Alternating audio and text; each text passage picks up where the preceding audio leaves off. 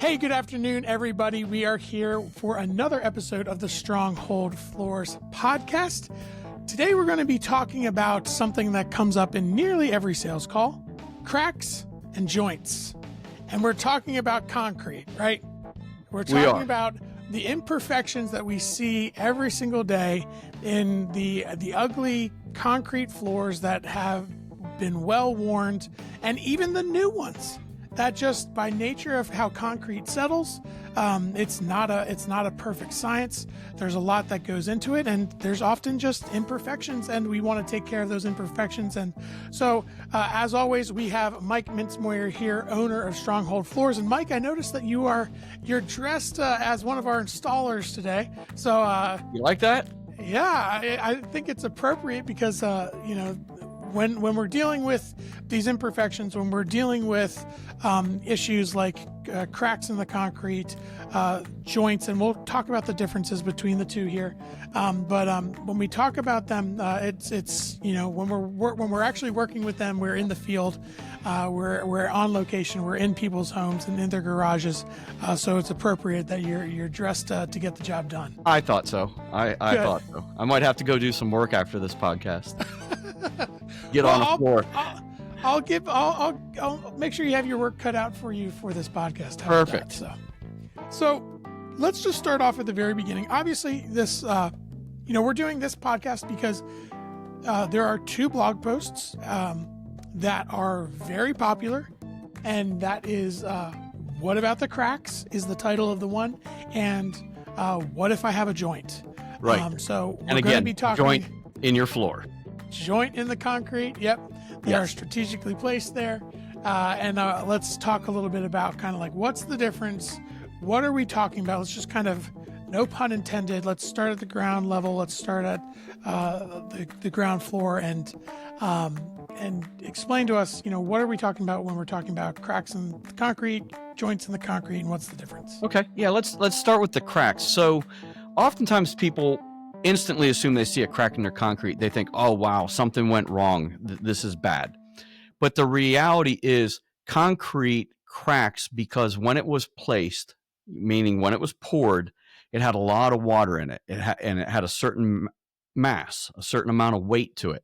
And as it cures, curing actually shrinks the concrete because water evaporates out of that mass. So the mass gets smaller. So most cracks that you actually see in a garage floor, they're shrinkage cracks, and they're really not a structural problem. It's just as the concrete shrank, it's going to find its weak spot. And so let's talk about a two-car garage. If you pour a two-car garage and you put no joints in it, and we'll get to what joints are, but if you don't put any joints in it, chances are that one big slab is going to naturally crack, and it might crack into two pieces from the standpoint of where the cracks are, or it might have like a Y and create three triangles. But chances are you're going to get some shrinkage cracking, because what a joint does, when we talk about joints, there's two types of joints. A joint can be a control joint, which is going to control where that crack takes place, or an expansion joint.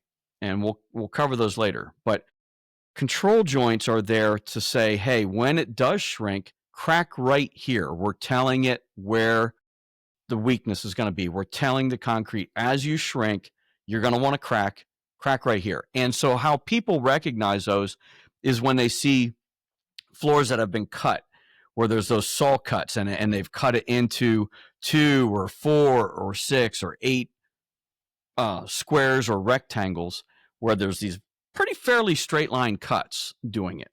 That's a type of a control joint, and that's called a saw cut. And that's where, when they were placing the concrete, before it shrank very much, they took a saw and cut it. And they'll cut 1/3 of the depth. So if it's a 6-inch slab, they'll cut 2 inches down in, maybe 3. And then as it continues to cure, it actually cracks down inside that cut. You don't see it. But without that, or without the other type of common control joint, is the zip strip.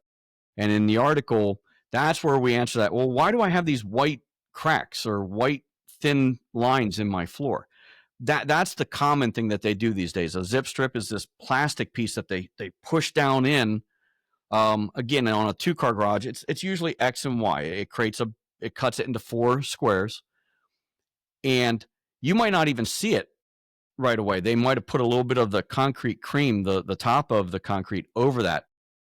But as it cures out over those initial 30 days, all of a sudden it cracks and you can see the little white strips. That controlled it. Those cracks are supposed to be there. They were engineered into the slab. And that's one of the biggest things is most people go, well, isn't this a problem? No. As a matter of fact, most of them are shocked to find out we want to see those white lines. We love seeing zip strips. That's the best thing you can see, you know. So it keeps it fairly tidy though. It does. And they tend to crack in such a way that once we coat it, it goes back to being one big solid surface. If you have those saw cuts, we can get into this if you want, but filling those in has upsides and downsides. There's a pro and a con to that. So yeah, so let's walk through these 3 different types. So we have, you know, the cracks. I really only talk about one kind, shrinkage. Yeah. Yes. Sure. Yeah. Go ahead though. Well, so the bad crack is the settlement crack. That's where, and you don't generally see this in a new home. This is the older home that you show up and they go, well, I got this spot over here in the corner where it broke off and it slumped or it heaved up, but that crack isn't level. You can't run your foot across it, both sides. It's either going to fall down in, it's going to bang into something. That is a structural problem, but it's not always a problem you really need to do much about. It depends on where it's at in the floor, how big is it, how long ago did it occur, because what's the most common type of settlement crack that you see in the field? I would say it's usually over in a corner. It's where some part of when they were putting that sub base, they were putting the stone in to pour the concrete on top of. Something didn't get tamped down right. It sank, and through movement and through pressure, something broke that off. Something caused that to snap. And sometimes that's something where we can make it almost disappear. And oftentimes in some of these homes, the floor might be in bad enough shape that we're gonna clean it up enough that it's better, but you might still have that little drop or that rise when we're done. But we get the transition. There's no longer a trip. There's no longer you slam your toe into it. So we're going to make it transition better.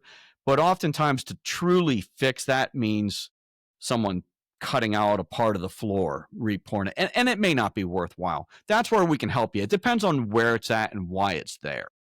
So I want to go through, and talk about the shrinkage cracks, the settlement cracks, and I do want to talk about what is too much? When is it?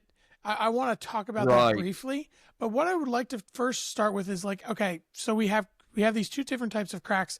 Just in a short description, walk through what's our process of handling shrinkage cracks and settlement cracks. Yeah, so the typical shrinkage crack, they're very thin. So after we've ground the floor and we vacuum it up, we're looking at those cracks, and we don't just coat over them. You do want to get something in there. So we have different materials depending upon how deep and how thick. But the most common one is this paste it's an epoxy paste that we mix it up. They actually putty knife it into the floor, push it down into that crack, strikes it off clean. So we can coat over that before that's even cured. It cures with our epoxy, our base layer that we put out, the pigmented layer. That is what happens 80+% of the time. And typically that is the type of crack that you're never going to see again. It's gone. Now, if we deal with a wider crack, let's say you could put a quarter or 2 quarters down in it or wider. That's where oftentimes we have to take a cutter and clean it up, cut the crack out a little bit. And we may put that same paste in, or we may use some other materials that even require an extra day where we come, do that repair, let it set up overnight, and then we regrind it flush. So that's where that inspection that we do prior to giving someone a quote, we're going to tell you what's really involved, because most times that's not. That's like I said, 80% of the time It's just that simple paste. We get it in the floor. We're ready to coat. Settlement cracks, where we're talking, they almost always require an extra stop because we're going to have to put something in there that sets up for a day or two. We may even have to grind it flush and then put some more stuff in and, really just try to make it look as good as it can. It won't be perfect, but you won't see the crack anymore. It's just the fact that the settlement means you probably have some change in elevation somewhere. So then when, on the rare occasion where you step into a garage on a visit for a quote, what, just so people, know, like what's too much? What is too much? Where is it? Where it's like it's no longer an epoxy floor job, but it's hey, we need to call in a specialist to actually make this repair correctly, because it's just going to get worse when you put a floor down on. It's a lot of times it's not even that. It can be repaired in the traditional sense, and we would coat it. Oftentimes when we walk into something that's that bad, if it's settlement, it'll have broken to where both pieces or multiple pieces have gone in different. It's like the jigsaw puzzle, but the jigsaw puzzle's not sticking together and laying flat on the table. Yeah, that's usually it's time. If you really want to do it right, cut that floor out, re-pour it. The other thing that we do run into, Sam, and a little more so in PA around the Harrisburg area, is some of the older homes, they had suspended deck garages where the garage was built over the basement, had some beams, and they poured it in on top of a pan. Well, back in probably prior to 2000, oftentimes those pans rusted through. It kind of, you see it break, and it's funny because you'll walk in and you'll see these long straight lines, cracks, and straight line cracks coming across the other way. And what it is the rebar, the reinforcing bars that they put in the concrete, they popped and they broke it apart. And you might see some rebar, but you're going to have big gnarly cracks that you can pull the contents out, and they're in big V's. They're valleyed out. Yeah, that's bad too. There's really, you can clean them up enough to coat them, but those floors probably vibrate so badly that it's going to re-break the coatings. Yeah. Because the reality is, kind of when is it too much? We look at it as this way: if we fill it and we coat over it, we'd like to have a 99% chance you're never going to see that crack again. Yeah. Yep. And honestly, Sam, that ties a little bit into when we were talking about those saw cuts, where someone did cut the floor. You fill them in, it's a 50-50 shot if you're ever going to see them again, because sometimes those cuts are cut so wide that the filler materials we put in, they could get where it's a big garage, in the summer it gets real hot, that slab expands, it shoves those materials, and it kind of creates like a vein down through. And you might see that vein, but the other bad part is those materials oftentimes are stronger than the concrete, and you push hard enough, it'll now crack a little bit over from where that original joint was, because our material bonded so hard they keep pushing, and a new spot cracks, and it's the next weakest spot of the concrete. Yeah, that's one of the reasons why we tell people, listen, if you don't mind the look of the saw cuts and you really don't have any reason to fill them, don't. Yeah, I mean, they are there for a purpose, and sometimes that purpose just has to remain, and it has to. Unless you want to create potential future problems, just have the lines in there, and the floor is still going to be incredible. Yes, and they're very clean. It's not like we let the chips stick out over them. Like we clean all the chips off, so they go back to being really nice straight lines and very clean. But it's not common for it to be too much. But we do try to be very upfront, because we don't want you calling back 30 days later and go, I drove in and the concrete or the coatings are all stuck, but my concrete's breaking all over again. Then you just wasted your money, and we wasted a lot of effort on your behalf. And we won't. We just, if our professional opinion is that your floor is in a state where it's you need to bring somebody in, or you need to report it or something, we are not going to to Absolutely. put a floor on there. Yeah. You can As a call matter of somebody fact, else, but we're not going to put you yeah, in a I'm position not where saying we're someone going to else will. compromise. Yeah, I'm not saying someone else wouldn't do it, but it's almost probably once a month that my sales team will visit a garage, and they'll send me some pictures, or they'll send it over to one of the team members in operations and say, "Is this too much?" And we take a look and go, "Wow, it's just too close. It's too much risk." So, a person's better off to have a brand new concrete floor and have no coatings than have coated a junk floor that's all busted to pieces. It just has a beautiful coating on it, but it's still broke into pieces again. Wise words. Yes. Wise words. So, I know we touched on it a little bit, but just walk us through, what the process is for how we put a floor down on a concrete in a garage floor that has the expansion joints or has the zip strips. Right. Just walk us through that. Typical garage, we show up, we set up and we do the grinding process. So we set up our generator, the vacuums, and the grinders. The team takes and grinds the floor. One person does the edge grinding. The vacuum up after that is where we're really looking and seeing all those cracks. And funny enough, you oftentimes see the cracks much more exaggerated after we've done our surface preparation. So now we see them, we will pop out any floating little pieces. We call them islands. So if the crack goes like this and comes back together, that's an island. And depending upon how big it is and how well seated it is, we might pop that or cut it out. But at that point, that's when we mix up those epoxy pastes or thickened materials, and we put it in, let them set up whatever amount of time they require, if any, and then some of them will regrind. Most of them we can strike them clean enough that we're flat. We're ready to put the base coat on, which would be the next step. So that crack repair, for this podcast, I mean, where that's really at is it's in between the surface preparation and it's before we apply the base coat, that pigmented layer that we throw the chips into. So it's day one, though. It's part of the day one of the day and a half process. Right. And it's pretty much the same process for the controlled cuts or joints, the expansion joints, the zip. Well, the zip yeah, and strips. let me point out one thing, Sam. And so when we fill a joint, it's a control joint. A control joint is there to control the cracking. An expansion joint you can think of as like when you walk along a sidewalk and you'll see like a V and then another V, and then all of a sudden there's a fiber board in between. That fiber board is an expansion joint. That's to allow expansion and contraction without breaking the concrete even more or having it heave or settle.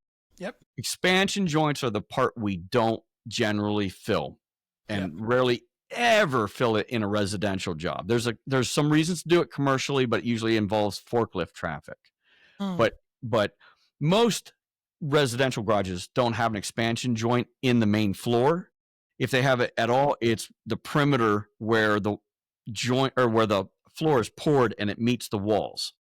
Okay. So left wall, back wall, and right wall. If you have a little fiberboard in there, we can sometimes roll the coatings over it, but we're not filling the joint. We're just trying to aesthetically hide that fiberboard because you'll never step on it. You're never going to drive on it. So it's just to give it uniformity. Or if it's really well uniform around that you see it and it's in good shape, it looks like a decorative border. We may not put any coatings on.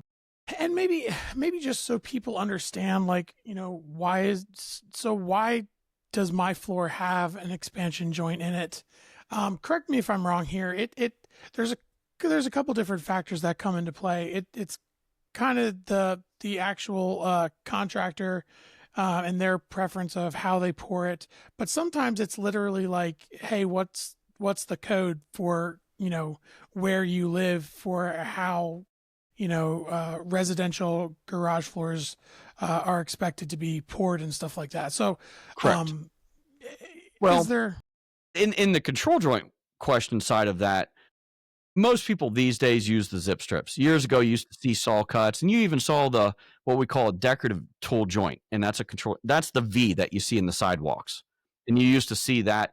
That's become very out of fashion these days because Unfortunately, that kind of joint just becomes a dirt catcher. Even after we coat down in it and right back out, it's just a spot for crud to get in there and lay and harder to clean out.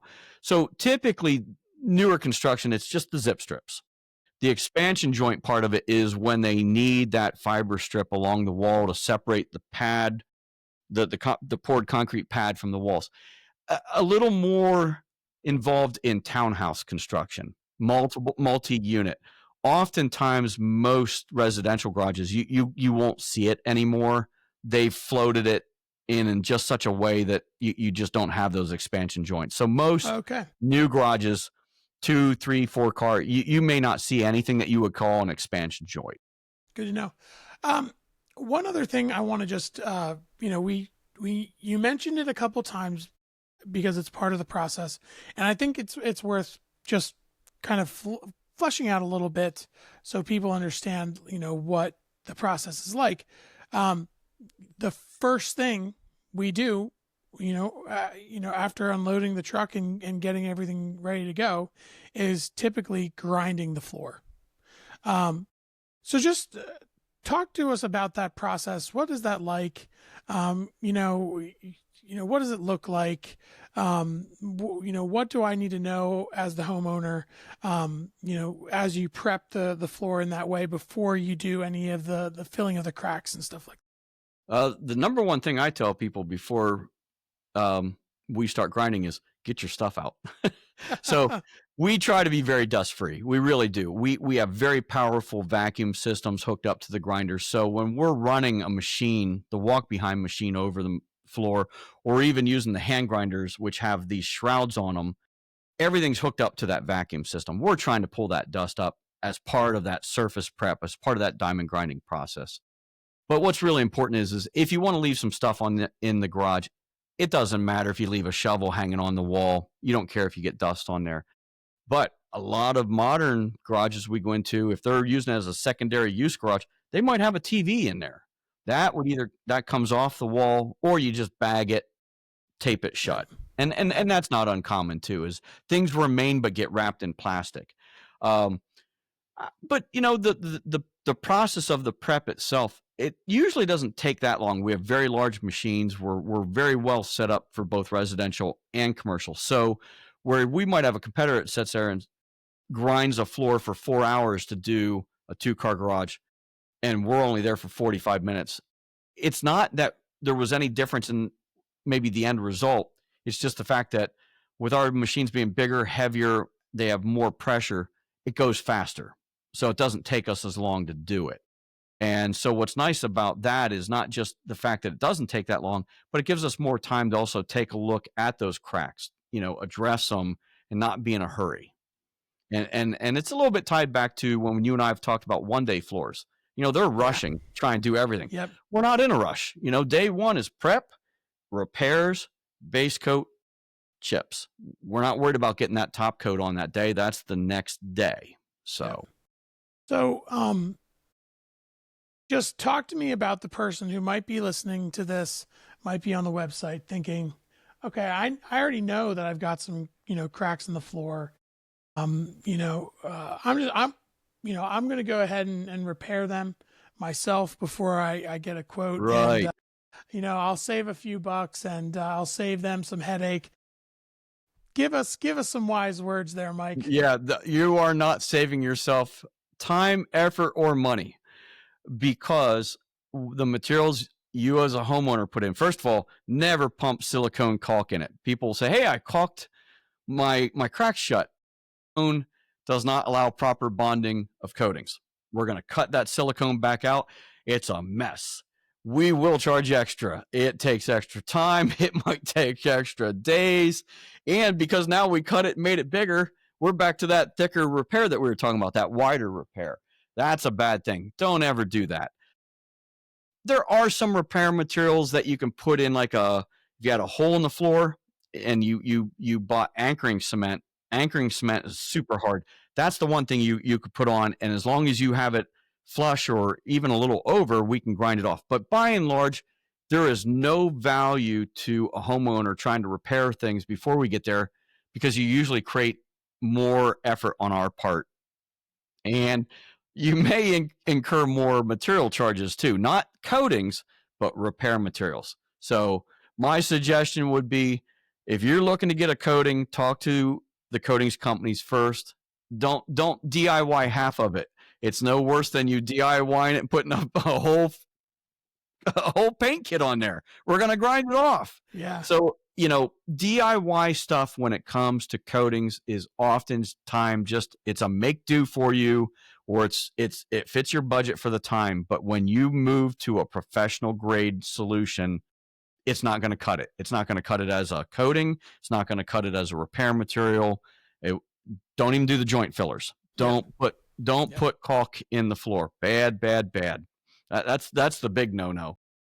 I guess it's a situation where we really can't say, well, it was the thought that counts. Yeah, just because you have a caulk gun doesn't mean you should go out there and start pumping silicone into the floor. So you kind of just talked on this, mentioned this, but I want to address it explicitly. For the person who thinks that, let me be straightforward.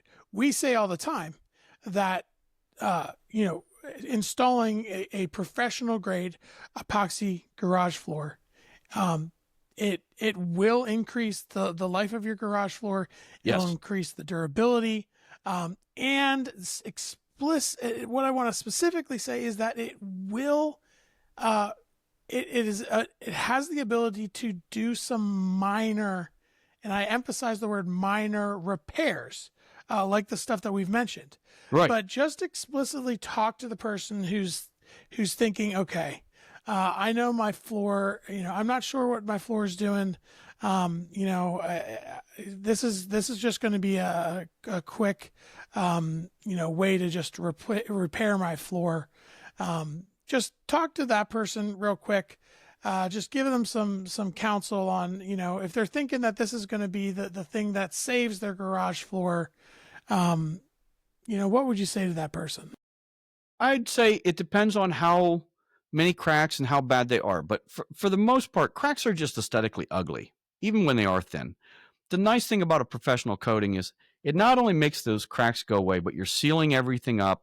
You won't ever have it wanting to get water down there, potentially look very ugly over age. The cracks always show more through the age of the floor. And so that coating is giving you one big, clean, shiny surface. So you got all those benefits from it. But I would also say to you this, Sam, or a homeowner, is it depends on where you're at in that stage of life of, if this is a home where you have a beautiful home, but your garage floor is just beat up, ugly, old, scarred, cracked. If one, it's going to rejuvenate it. And homeowners say all the time, my goodness, it's like I have a brand new room in my house. You're going to get that. But if you are at the stage where you're getting ready to sell this beautiful home and you just have a beat up, ugly garage floor, this can be an inexpensive way to really increase the curb appeal of it too.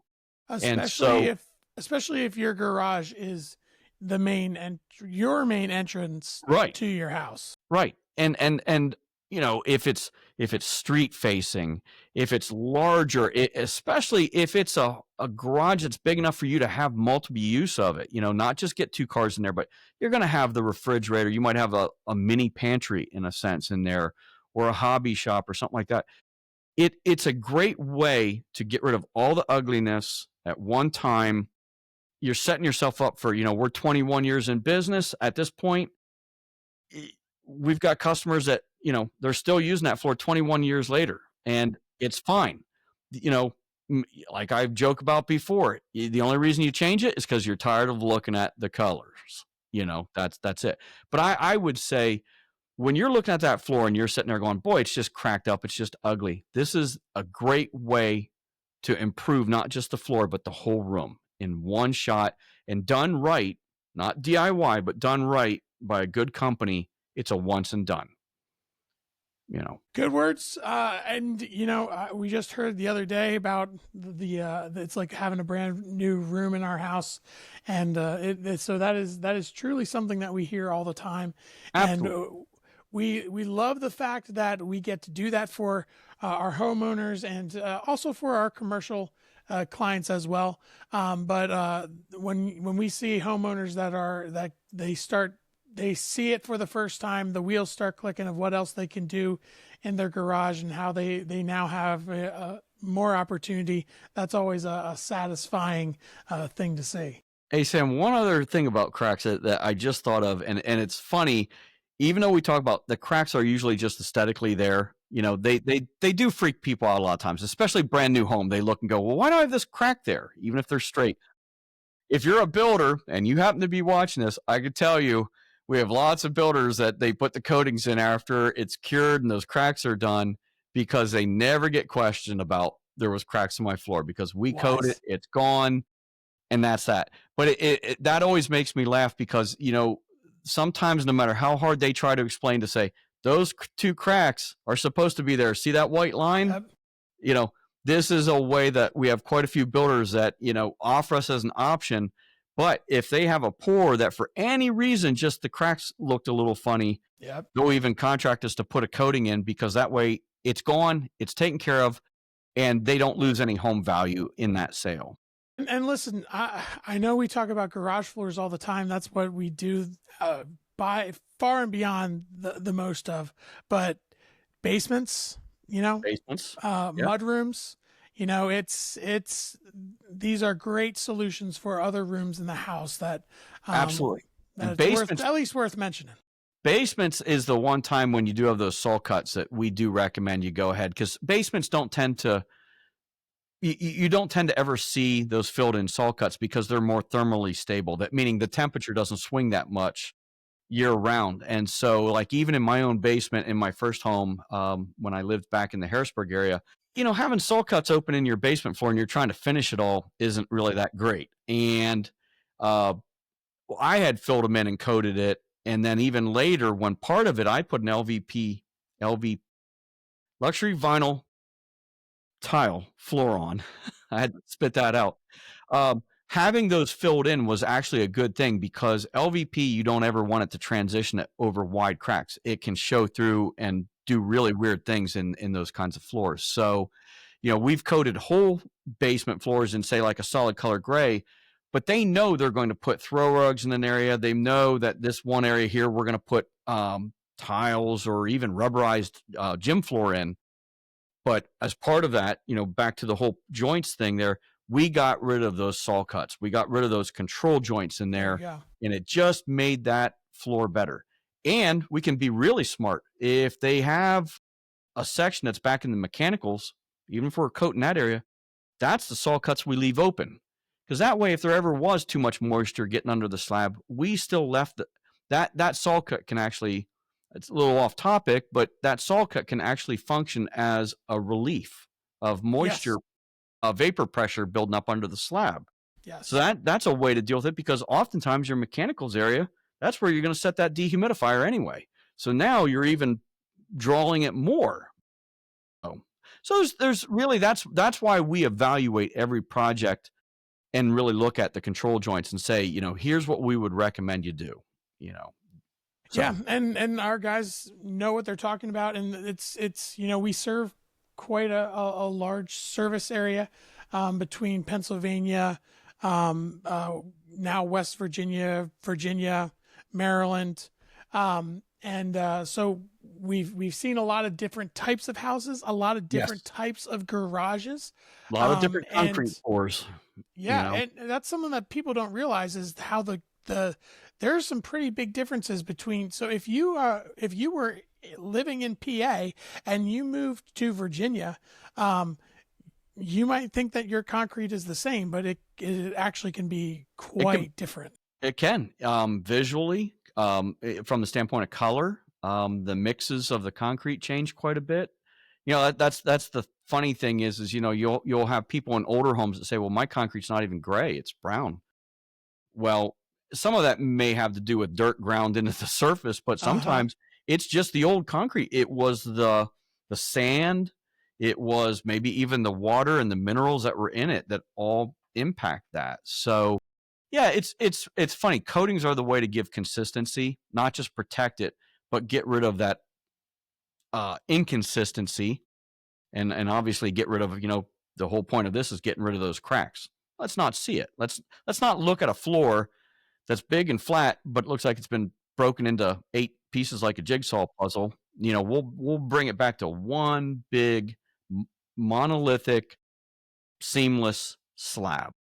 And if you're wondering what my floor is going to look like, or what is the prep going to have to be, it's just request a free quote. We don't really put any pressure on it. We're very straightforward with pricing. We really don't. It's not. We like don't play the games. No, it's not a sales process. It's more like, hey, here's the numbers, and it's very straightforward. But it's also going to give you the information that you might be wondering. Okay, so what is my floor going to look like? And the team just has a ton of experience. I mean, Stronghold Floors has been doing this for over 20 years, close to 1,000, 10,000, 4.8 to 5-star reviews, 10,000. Okay. Reviews. No, I thought we were talking about number of floors. Oh yeah, no, 1,000 reviews. Floors. But over 9,000 projects. So yeah, we've seen some pretty crazy floors. We've done some pretty wild repairs. We're only talking about cracks and joints today, but you can get into even repairing surface damage. Really important to people in our northern part of our service area, where you tend to have a lot of salt damage, from years and years of those. The salts these days aren't nearly as detrimental to the concrete as they used to be. But yeah, some of these floors, we've seen that 50 years of salt damage. It's not just the cracks that are making that thing look ugly. I mean, it's missing part of its surface at that point. So, well, that'll have to be for another podcast. Absolutely. But this is, I just want to start back at the beginning here. The cracks and joints in your concrete likely are just normal to concrete. So don't think that because you've got a crack over here and a joint that's going straight through over there, don't think that there's something uniquely wrong with your floor.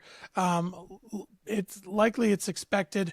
The team at Stronghold can help you sort out what those things are going to be and get you the right floor. And if you have any more questions about, other topics like the surface damage, and other things to expect when you're going through the process of getting an epoxy floor coating installed, go to our website, strongholdfloors.com, go to the resource section. There's 10 plus years of resources there that have covered such a wide variety of topics.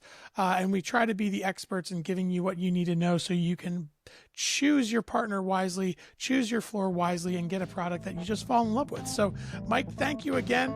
I guess it's now time for you to put that shirt to work, and we'll see you next time. It won't look this clean when I get done. I hope not. Thanks, Mike. See ya. All right. Thanks, Sam.